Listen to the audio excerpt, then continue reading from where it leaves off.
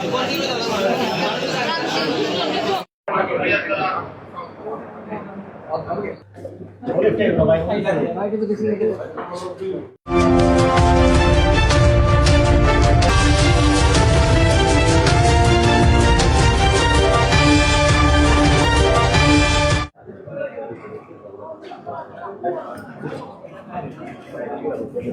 প্রথমে আল্লাহর কাছে শুকরিয়া আদায় করছি যে মহান আল্লাহ পাক যে আমাদেরকে একটা বিশাল বড় সমস্যা ছিল, আবার সমস্যা ছিলও না আমি এটাও বলবো। এই সমস্যা যে সমাধান হয়েছে আল্লাহর কাছে শুকরিয়া আদায় করি।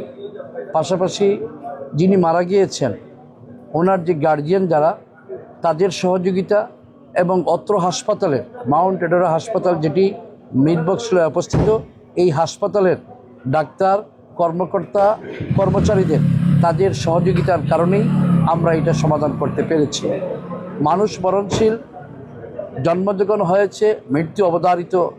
হাসপাতাল হচ্ছে এখান থেকে রুগীরা সেবা নিয়ে সুস্থ হয়ে যায়, আবার রুগীরা মারাও যায়। মৃত্যু যার যেখানে হবার সেখানেই হয়।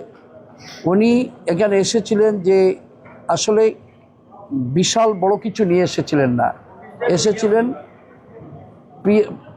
যেটা পিএলআইডি, এটা হচ্ছে কমরের এখানে একটা ব্যথা, এবং সেই ব্যথাটা ইপিড্রিয়াল একটা দেওয়া হয় স্টেরয়েডের মতো।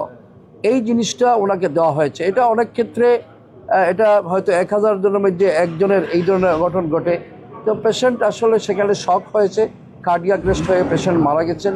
এখানে হাসপাতালের যে চিকিৎসার অবহেলা সেটা আমি বলবো না, আমি বলবো এটুকু যে ওনার মৃত্যু এই হাসপাতালে হওয়া আল্লাহর কাছে এটা নির্ধারিত সময় ছিল, এজন্য এখানে হয়েছে। আমরা দুঃখ প্রকাশ করছি, বিশেষ করে আমি বাংলাদেশ জাতীয়তাবাদী দল সিলেট মহানগর বিএনপির সাধারণ সম্পাদক হিসাবে আমি শোকসন্তপ্ত পরিবারের প্রতি গভীর সমবেদনা জানাচ্ছি। এবং ওনার 3টি বাচ্চা আছে, এই 3টি বাচ্চা সহ ওনার স্ত্রী এবং আত্মীয় স্বজন তারা যেন এই সুখ বহন করতে পারে। আল্লাহ পাক যেন তাদেরকে এই সুখ ধারণ করার ক্ষমতা দেয়।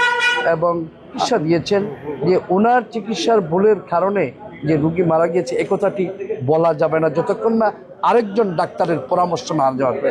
তা যাই হোক, আমি আবারও এই যিনি মারা গেছেন আমাদের কানেরঘাটের একজন প্রবাসী লোক, প্রবাসে থাকেন, আমি আবারও এই পরিবারের প্রতি গভীর সমবেদনা জানাচ্ছি। এবং আল্লাহ পাক যেন ওনার 3টি বাচ্চাকে এই ধৈর্য ধারণ করার এবং ওনার স্ত্রীকে ধৈর্য ধারণ করার ক্ষমতা দেন। ধন্যবাদ আপনাকে।